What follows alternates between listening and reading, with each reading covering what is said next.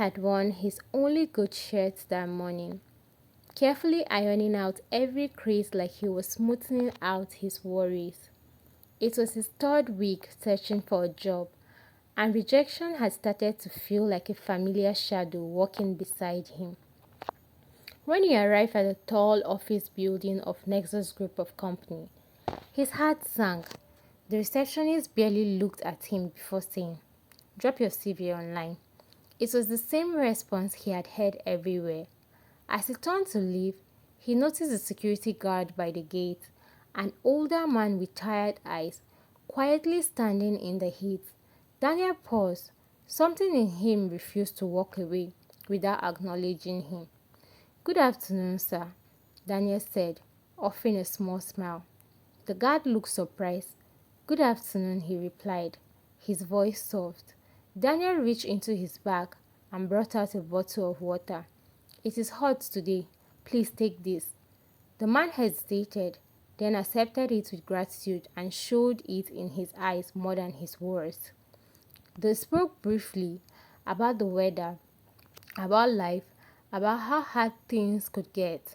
Daniel eventually sighed. "I just wish I could get my CV to someone who would actually read it." The guard was quiet for a moment. Then he said, "Leave it with me." Daniel didn't expect much, but he handed it over anyway, thanked him, and left. Days passed, hope faded again. Then one afternoon, his phone rang. "Hello? Is this Daniel? This is the CEO of Nexus Group. We received your CV. Can you come in for an interview?" Daniel froze. His heart raced. Yes, sir, I can. When he arrived, everything felt so unreal. After the interview, as he stepped outside, his eyes searched instinctively, and there he was, the security guard. Their eyes met, and the man gave him a small, knowing smile.